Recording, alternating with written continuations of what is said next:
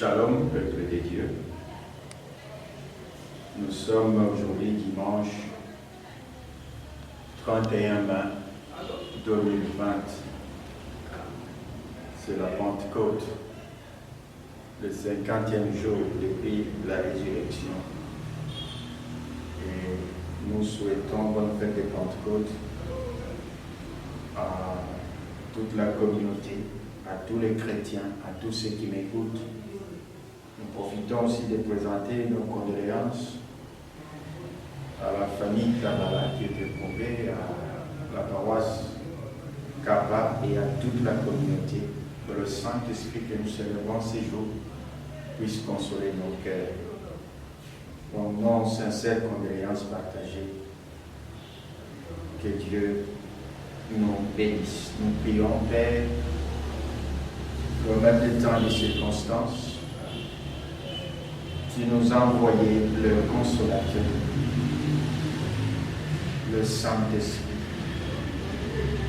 C'est donc que tu as envoyé à l'Église et que nous célébrons ces jours. Permets qu'au Père qui nous équipe encore pour instaurer davantage ton gouvernement et qu'il nous accompagne dans notre marche et en ces temps dont nous avons plus besoin de lui.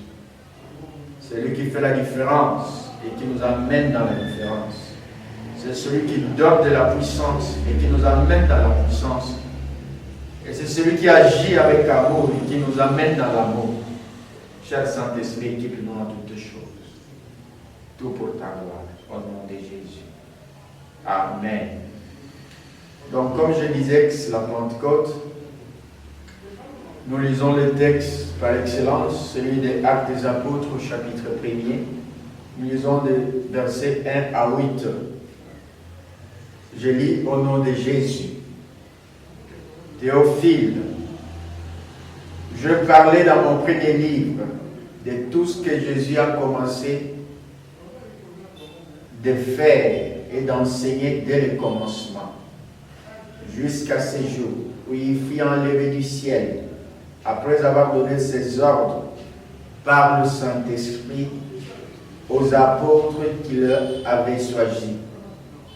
Après qu'il eut souffert, il leur a apparu vivant et leur a donné plusieurs preuves en se montrant à eux pendant 40 jours et parlant des choses qui concernaient le royaume de Dieu.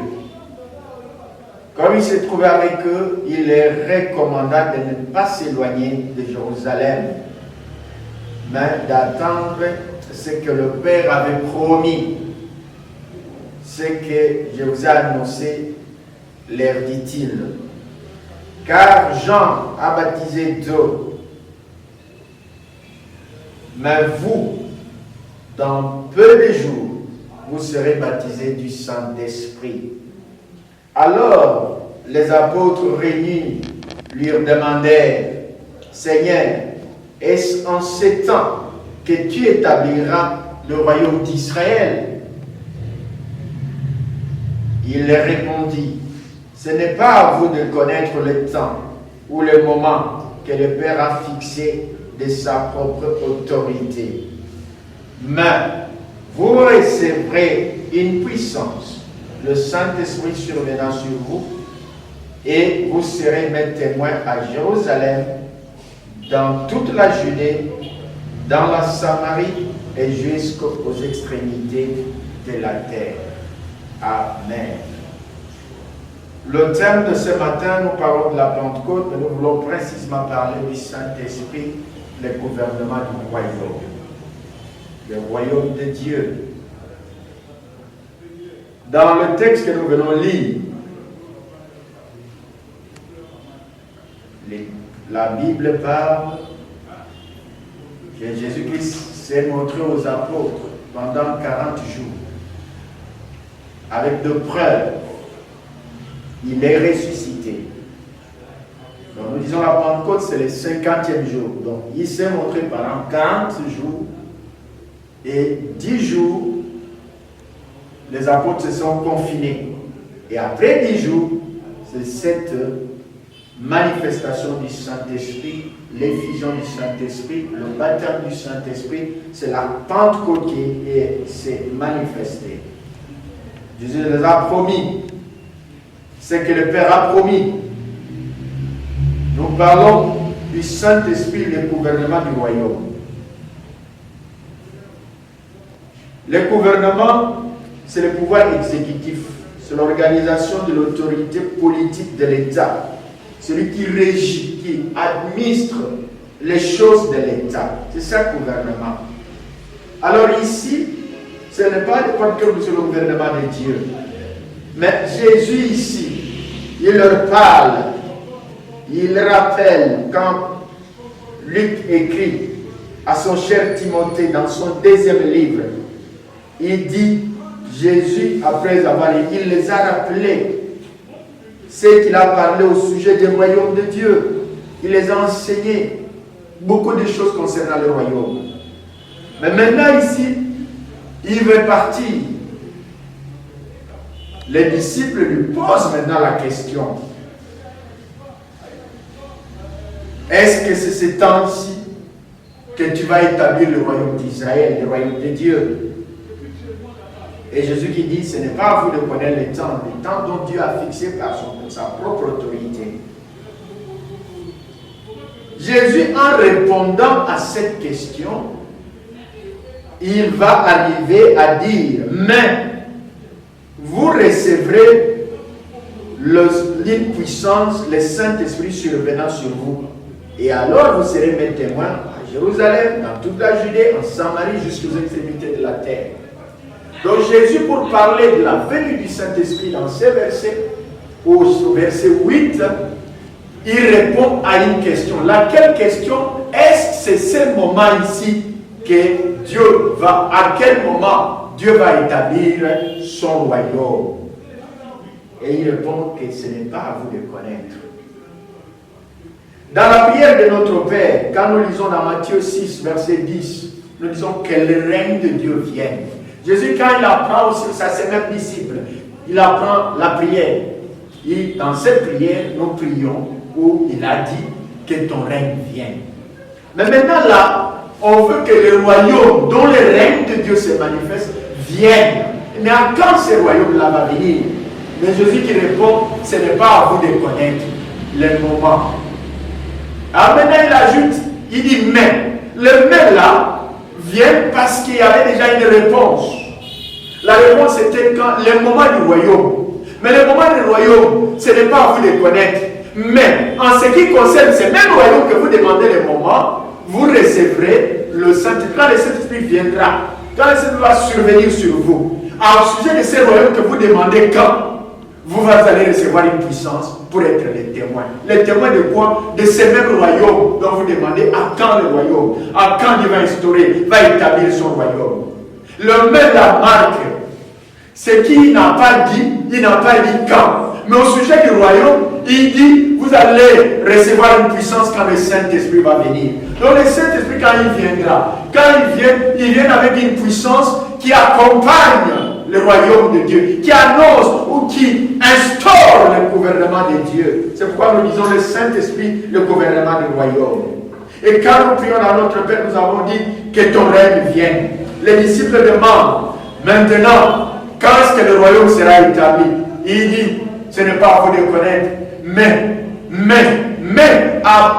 va à l'encontre du temps que vous ne connaissez pas, mais appuie qu'au sujet de ce même royaume que vous ne connaissez pas le temps, que Dieu lui-même connaît dans sa propre autorité, dans sa souveraineté. Il sait quand ce royaume va venir.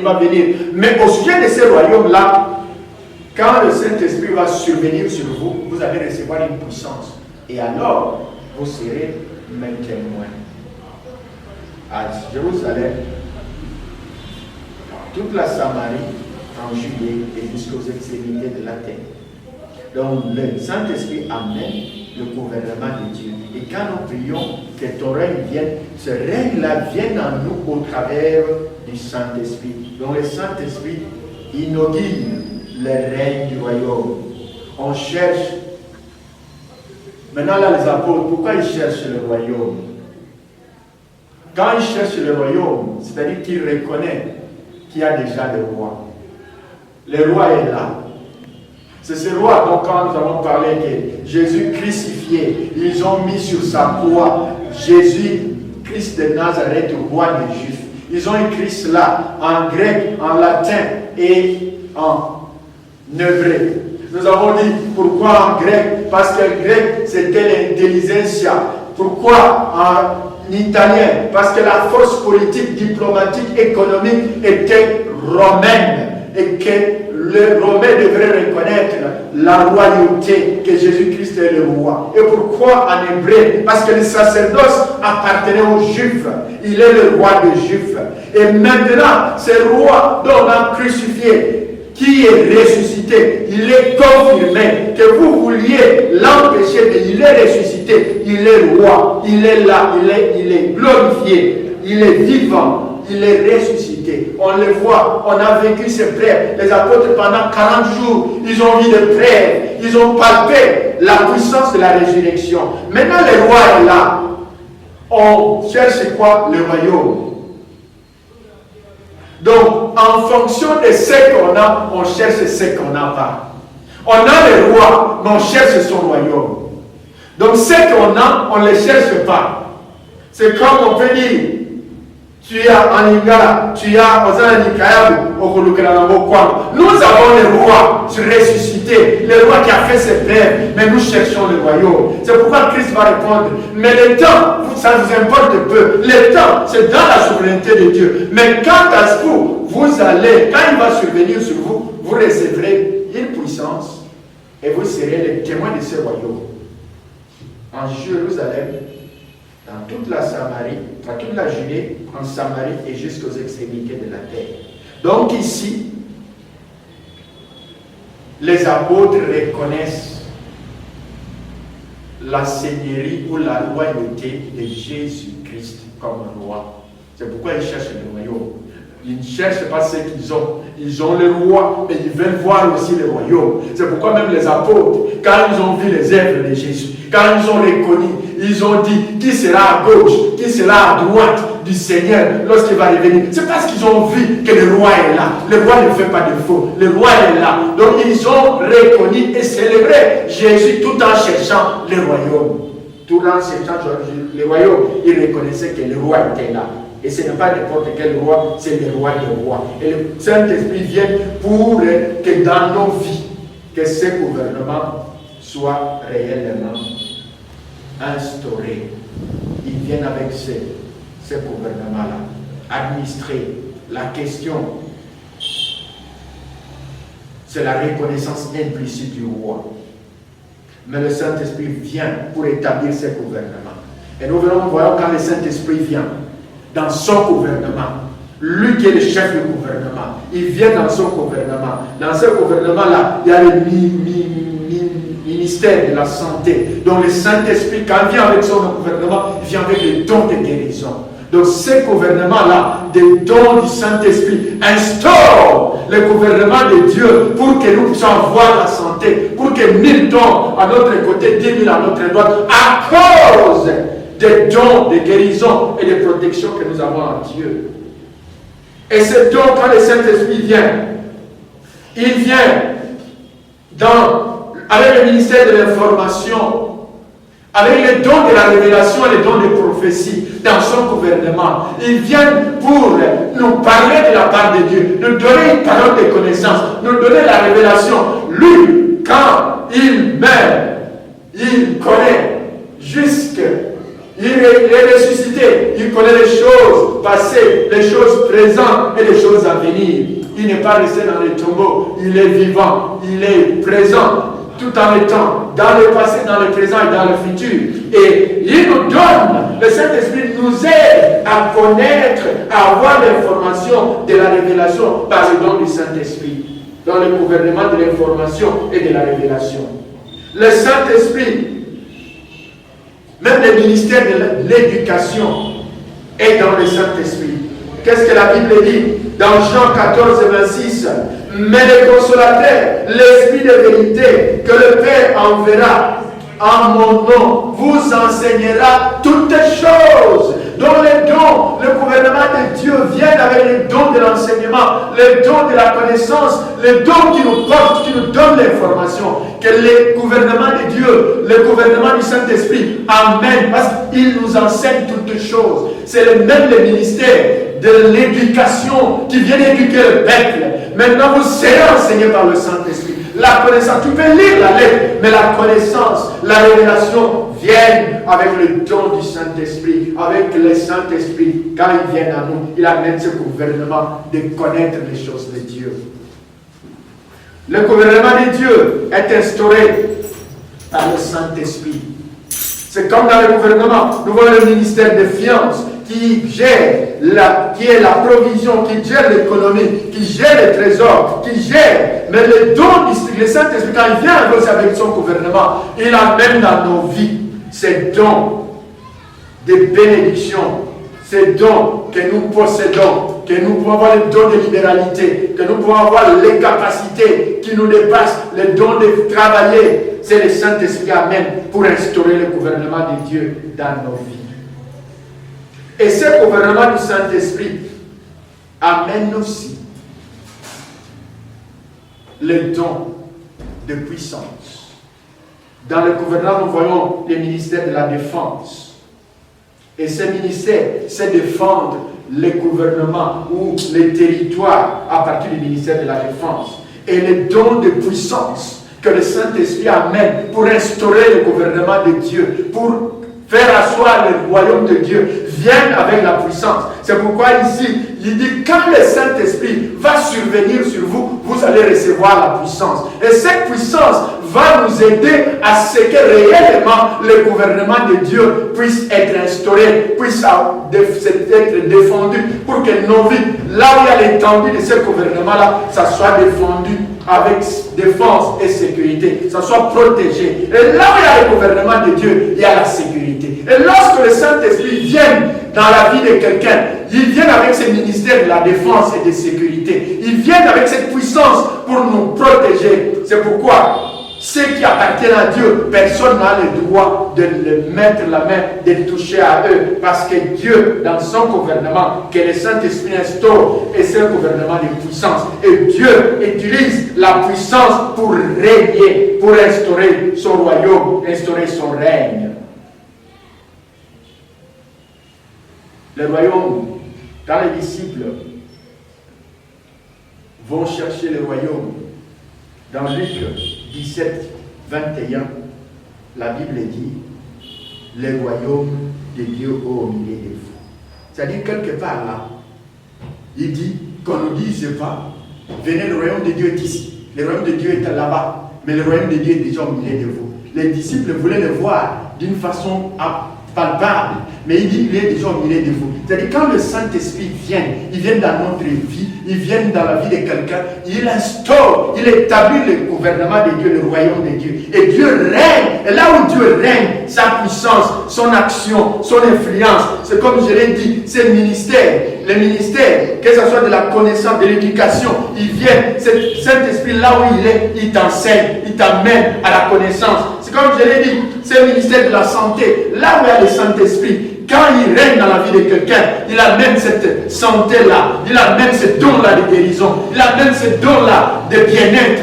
Là où il y a le gouvernement de Dieu, les caractéristiques du gouvernement de Dieu, c'est quoi? C'est la justice, c'est la paix, c'est la joie. Dans la vie, dans le royaume, qui est notre vie, là où le Saint-Esprit s'instaure, nous voyons les caractéristiques, c'est quoi? C'est la justice, c'est la paix, c'est la joie. Vous trouvez que quelqu'un a la joie de vivre, la joie de servir Dieu, la joie d'être parmi ceux qui sont vivants. Même si tu n'as pas encore tous les moyens, tout l'argent, une maison, mais tu as la joie parce que le Saint-Esprit, c'est celui qui instaure la vraie joie, qui donne la vraie paix. Et là où c'est ça le caractéristique du règne de Dieu, là où Dieu instaure son gouvernement, là où Dieu instaure son royaume, là où le royaume de Dieu est établi. C'est pourquoi les apôtres avaient droit de chercher réellement que ce royaume-là vienne. Mais il dit, qu'on ne vous dise pas qu'il est ici, qu'il est là-bas. Mais le royaume de Dieu, disons, il est de vous. Et là où le Saint-Esprit vient, il instaure ce royaume de Dieu. Et le ministère, la Bible dit ceci, dans Jean 15, 26, que quand sera venu le consolateur, que j'enverrai de la part du Père l'Esprit de vérité qui vienne du Père, il rendra témoignage de moi. Donc le Saint-Esprit a pour mission de rendre témoignage de Jésus. C'est Jésus qui parle, que ce consolateur, cet esprit de vérité, que le Père enverra, il enverra de ma part, que lorsqu'il viendra, il rendra témoignage de moi. Donc il va parler de moi. Nous voyons ici, dans ce moment ici, la mission du gouvernement que le Saint-Esprit instaure, c'est pour rendre témoignage, c'est pour célébrer Jésus. Et lorsque Luc parle dans Acte 1, au verset 8, il dit, vous recevrez une puissance, le Saint-Esprit survenant sur vous. Donc lorsque le Saint-Esprit va survenir sur nous, on va recevoir la puissance. La puissance pourquoi? Et alors vous serez mes témoins. On parle aussi dans Jean 15, 26, on dit, il rendra témoignage de Jésus. Et nous recevons la puissance. Pourquoi? Pour être des témoins de Jésus. Donc le gouvernement de Jésus, nous les témoignons par le Saint-Esprit. Le Saint-Esprit nous donne de sa puissance, de ses dons, de ses capacités pour être le témoin, pour avoir cette mission de témoigner Jésus, de témoigner qu'il est vivant, de témoigner qu'il est ressuscité, de témoigner qu'il est puissant, de témoigner qu'il est réellement le roi des rois. Donc la mission de ce gouvernement, c'est le témoignage de la personne de Jésus. C'est célébrer Jésus au travers de nos paroles, de nos actes. C'est pourquoi dans les actes des apôtres, on appelle ça des actes parce que c'est ce que les apôtres ont accompli. Et dans ces actes-là des apôtres, il n'y a que le témoignage par le Saint-Esprit que Jésus-Christ est le Seigneur. Il est le roi des rois, il est le Messie dont on attendait. Donc le Saint-Esprit vient dans nos vies pour témoigner le gouvernement de Dieu, pour instaurer le gouvernement de Dieu, pour que Jésus règne réellement dans l'étendue de ce royaume. Dans ma vie, c'est l'étendue du royaume de Dieu. Il faudra que le Dieu règne. Et que là où il y a Dieu règne, il faut qu'il y ait la justice. Et là où il y a Dieu règne, il faut qu'il y ait le pardon. Là où il y a Dieu règne, il faut qu'il y ait la joie. Là où il y a... Parce que si tu n'as pas de ces éléments-là, il faut que tu t'examines et que tu appelles que réellement le règne, comme il a appris à ses disciples, nous l'avons dit au début. Dans Matthieu 6, 10, que ton règne vienne. Et quand le règne de Dieu vient dans la vie de quelqu'un, quand le règne de Dieu est instauré, c'est ce règne-là, le règne de justice, le règne de paix, le règne de joie. Et que cette joie-là, nous devons le vivre. Nous ne devons pas être tristes. C'est pourquoi l'apôtre Paul dit, réjouissez-vous, je le répète, réjouissez-vous dans le Seigneur. Et là où il y a le règne de Dieu, nous devons sentir cette joie-là. Et nous devons demander, et que le Saint-Esprit nous apporte cette joie-là, qu'il instaure réellement ce gouvernement-là de Dieu dans nos vies. Nous allons prendre un exemple pour voir quand le Saint-Esprit marche. Il a marché avec Jésus. C'est dans Matthieu 21, versets 22 à 3. Nous n'allons pas lire à cause du temps. Mais là, Jésus vient entrer en Jérusalem. Il envoie ses disciples. Il dit, allez, vous allez trouver une âne avec un anneau. Déliez-les. Il dit, déliez-les. Et quand quelqu'un vous pose la question, pourquoi vous les déliez, pourquoi vous les prenez, dites-les, le maître en a besoin. C'est Jésus qui donne cette mission-là. Mais ce que je veux dire, pour démontrer le gouvernement de Dieu, c'est que l'âne là et l'anneau, ce n'est pas les disciples, ce n'est pas Jésus qui l'a lié. Il y avait quelqu'un qui l'a lié. Mais Jésus ne va pas chez cette personne-là pour dire, s'il vous plaît, c'est comme les pays le font. Nous avons un prisonnier dans un pays voisin. On écrit une lettre, on fait une lettre d'intention où on demande est-ce que vous pouvez libérer, ou des échanges, des actes où on dit on a fait des échanges, des actes, on a fait des prisonniers. Est-ce que vous pouvez libérer, moi aussi je libère?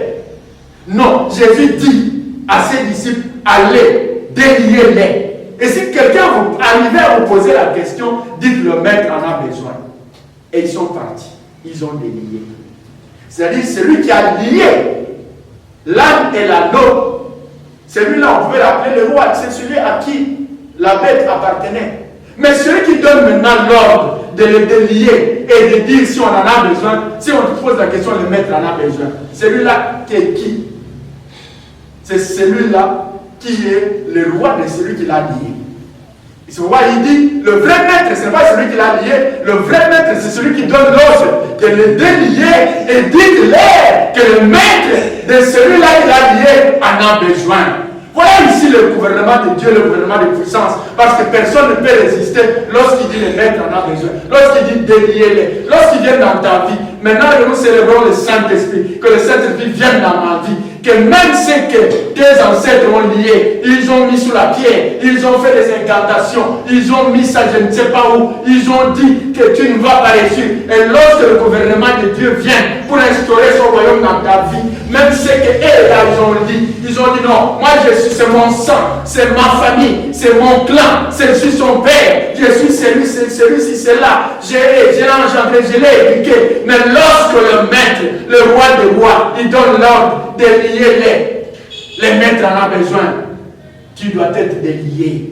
Que le Saint-Esprit vienne dans ta vie. Et que, pourquoi? Parce qu'il ne vient pas seul, il vient avec la puissance pour te délier, pour que tu sois libre. Le problème, c'est ta foi. Le problème, c'est dont tu vois le Saint-Esprit comment? Tu l'apprends comment? Tu l'apprends comme il semble. Non, cette personne de Dieu, lorsqu'il vient dans ta vie, il vient et il te rend libre. Et quand il te rend libre, personne n'a le droit de te mettre sous le joug. Et que cet animal-là n'était qu'un animal. Et il a dit, déliez-les et laissez-les. Et le maître en a besoin. Et à plus forte raison, toi qui es créé à son image et à sa ressemblance. Donc celui qui a lié l'animal, on peut dire que c'est le roi. Et celui qui le délie et qui dit il en a besoin, c'est le roi des rois. C'est pourquoi le Saint-Esprit, quand il vient dans nos vies, quand il vient proclamer Jésus-Christ. Comme il rendra témoignage de Jésus, il vient le proclamer comme le roi des rois. Qu'il vienne dans ma vie, qu'il vienne dans l'église, qu'il vienne au Congo, qu'il soit proclamé le roi des rois. Le deuxième exemple, c'est cette femme dans Luc 13, 10 à 16. C'est cette femme ou cette fille qui était liée, courbée pendant 18 ans. 18 ans où elle était courbée. Jésus vient, il enseigne dans les synagogues, il voit cette femme. C'était le jour de sabbat. Il y a cette femme, le jour de sabbat, mais Jésus l'impose des mains. Avec ce gouvernement de puissance, il impose les mains. Et la femme ou la fille était redressée. Les apôtres étaient indignés, ou plutôt les pharisiens étaient indignés que Jésus puisse accomplir ces miracles-là les jours de sabbat. Et il dit, qui de vous, s'il veut, il a son élevage, il a ce bœuf, il ne le laisse pas aller boire, aller brouter l'herbe, parce que c'est le sabbat. Et cette fille d'Abraham, voilà le roi, voilà quelqu'un qui proclame, il dit, cette fille d'Abraham, devrait-il rester courbé pendant 18 ans? Donc le gouvernement de Dieu vient pour redresser tout ce qui était courbé. Ici, là, celui qui a fait courber cette fille-là, qui disait que c'est mon sang, c'est ma femme, c'est ma fille, c'est mon sujet, c'est ma tribu, c'est mon clan. Celui-là était un seigneur, le seigneur des sabbats, le seigneur des interdits, le seigneur de la loi des sabbats, qui était derrière cette loi-là, qui la surveillait. Personne ne peut la transgresser. Mais celui qui vient le jour de sabbat, parce que sabbat c'est le repos, vous dites que le sabbat, pendant que quelqu'un a une maladie, quelqu'un est malade, est-ce que dans la maladie, il a le repos, pendant que le sabbat est le repos, il vient, il redresse cette femme-là. Lui, qui redresse le sabbat aussi est redressé. Parce que quand on disait le sabbat, le repos, la personne qui est courbée, la personne qui est malade n'a pas le repos. Et celui qui vient pour redresser, et la personne courbée, et le sabbat, celui-là, il est le Seigneur des Seigneurs. Donc le Saint-Esprit dans son gouvernement, il vient pour que nous puissions comprendre et célébrer que Jésus-Christ est le Seigneur des Seigneurs. Il y a quelqu'un qui a établi une loi, qui a dit dans ma famille, dans mon clan, dans mes enfants, il n'y a pas celui qui va faire ceci, qui aura un diplôme, qui va acheter une maison, qui va se marier, qui va accoucher. Mais dites, il peut être un chef, il peut être un chef coutumier, mais il y a celui qui est au-dessus de ces chefs-là. Et celui-là, c'est Jésus-Christ, qui est le Seigneur des Seigneurs, le chef des chefs. Et par le Saint-Esprit que nous célébrons ces jours, par la Pentecôte, il vient pour redresser tout ce qui était courbé, tout ce qui était sous l'emprise du Satan, tout ce qui a fait longtemps là, qui ne change pas. Lorsque le gouvernement de Dieu, pourquoi les apôtres, ils cherchent que ce gouvernement-là vienne. Pourquoi? Parce qu'ils en ont marre. Ils en ont marre d'être humiliés. Ils en ont marre d'être dominés, de voir le règne des autres. Il faudra que ce règne-là vienne. Le règne de Dieu vienne dans nos vies par le Saint-Esprit. Et demandons à ce que nous soyons remplis du Saint-Esprit. Que le Saint-Esprit prenne la peine parce que nous marchons avec lui pour que réellement, à chaque instant, à chaque moment, que Jésus soit proclamé le roi des rois, le Seigneur des seigneurs. Et c'est ça la démarche du Saint-Esprit pour que nous puissions le témoigner. Le Saint-Esprit, lorsqu'il viendra, il portera témoignage de Jésus. Et quand vous recevrez le Saint-Esprit, quand le Saint-Esprit va survenir sur vous, vous recevrez une puissance et vous serez mes témoins. Donc le Saint-Esprit nous aide à être réellement des témoigner que Jésus-Christ est le roi des rois, le Seigneur des seigneurs. Que Dieu bénisse.